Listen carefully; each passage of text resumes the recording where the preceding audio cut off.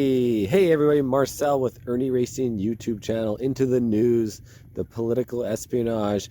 And today is Ontario doctor challenging suspension of his hospital privileges over the Mutant 19er flare mandate, which heads to a hearing this week, guys. So let's get into the article here, reporting live from Arizona here on the Bureau of Land Management, free camping. Look at all that. Look at those RVs in the background.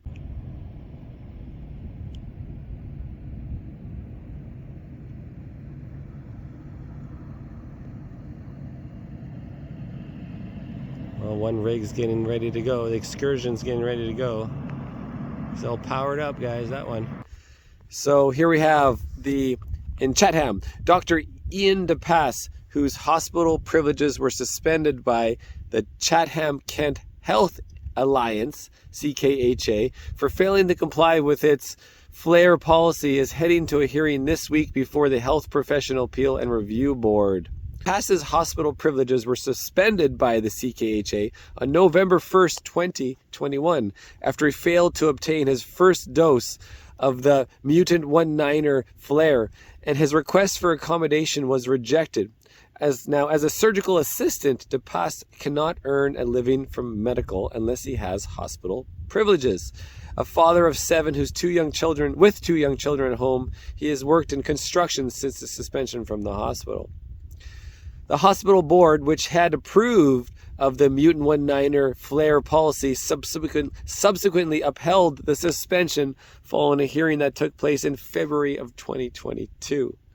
February 2022 is still not out of the COVIDism. Subsequently, the Democracy Fund retained Ontario lawyer Lisa Bildy to represent DePass in a new hearing de novo before the HPAR board. This is the process that is followed for challenging to the suspension or termination of hospital privileges under the Public Hospital Act. Now, as announced by the Democracy Fund in June this year, Dr. DePass won a small but critical motion last spring, permitting him to present current evidence about the effectiveness of the flares in prevention of transmission of the Mutant 19er, and thereby widening the scope of the hearing, which the appeal board agreed would be a relevant consideration in assessing the responsibleness of the CKH policy, which remains in effect at the hospital today. The policy mandates the original 2-dose series of flares. The boost flares have not been required, but the original 2 flares are still required. Which, wow, common sense completely out of the yang, ignoring all the facts in front of them. Why? Why would a hospital ignore all information, all common sense? Why would it still mandate the first 2 flares? Which all the evidence is there, but all I can simply mention is, again, Janine Small from Pfizer admitted on camera about the effectiveness, about transmission.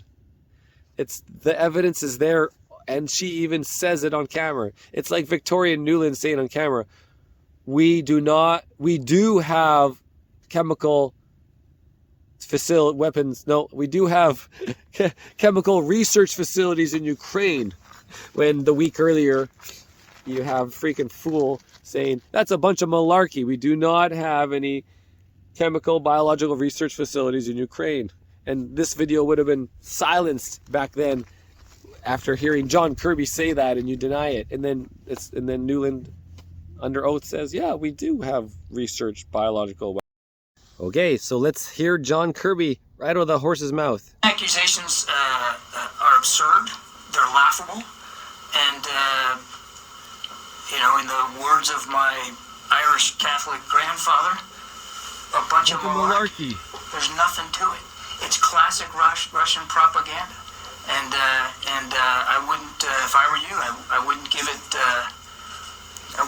a drop of ink worth paying attention to. Yeah, but can you explain to us has there been any relationship between the... We are not developing biological or chemical weapons inside Ukraine. It's not happening. They have a large biological biological and chemical weapons program.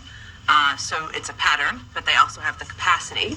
Well, I'm not going to get into specific intelligence. We look at all of those factors. And we also know, and one of the main issue that prompted my Twitter thread yesterday was that Russia has a history also of inventing outright lies like this, which is the suggestion that the United States has a chemical and biological weapons program, or Ukraine does, that they're operating. Russia is the country that has a chemical and biological weapons program. So the objective was to make clear the inaccuracy of the information, the misinformation they're trying to put out, and make clear to the world that they not only have the capacity, they have a history of using chemical and biological weapons, and that in this moment we should have our eyes open for that possibility. Wow, wow. That's Russian propaganda. That's their, all the time, they use their misinformation, disinformation. It's really them doing it, not us, no. Okay, now let's hear the truth under oath. Well, I only have a minute left. Let me ask you, does Ukraine have chemical or biological weapons? Ukraine has biological research facilities, which, in fact, we are now quite concerned Russian forces may be seeking to gain control of. So we are working with the Ukrainians on how they can prevent any of those research materials from falling into the hands of Russian forces should they approach. I'm sure you're aware that the Russian propaganda groups are already putting out there all kinds of information about how they've uncovered a plot by the Ukrainians to release biological weapons in the country and with NATO's coordination. If there's a biological or chemical weapon incident or attack inside of Ukraine, is there any doubt in your mind that 100% it would be the Russians that would be behind it? There is no doubt in my mind, Senator, and it is classic Russian technique to blame on the other guy what they're planning to do themselves. Oh, bam. Oh, man, that's hilarious. That's actually classic U.S. technique. It's anybody's technique. It's called false flags is one big term for it. Oh, man, that's Victoria Nuland, guys. The evil wicked witch from the south. And our evil wicked witch from the north, of course, is Chrystia Freeland. Man, it's just so crazy that some of the most evil characters in our real world are women. Sorry, I'm off topic, guys. Anyways, that's the Democracy Fund. I always get their newsletters a couple times every day, every couple days. They raise funds to help people with scenarios. However, I contacted them, and they didn't want to help me whatsoever. So, so be it. Whatever. I'll figure out my own. Became my own civil lawyer. It's so funny how these things exist. And the fact that they small little battle, like, oh, we're allowed to present evidence today, like it's not much. That's just typical stuff. You just submit your evidence. It's not a big deal. Of course you're going to submit evidence. Of course you're going to have evidence about the flares today and the effectiveness. Like, it's just your evidence. It's there. Anyways, guys, this is Irnieracing in Arizona. Beautiful day for working on the news. Getting some sun. Yeah, you got your pistachios. Next, pistachios. Next, I'm going to get to work on the KTM Acme Moto. Maybe once I'm better, once I get rid of this mutant 1.9er. Is that what we're calling it? Mutant 1.9er. Yeah, mutant 1.9er and the flares. Yep. Try to remember. All right, cool, guys. Thanks for watching. Cheers.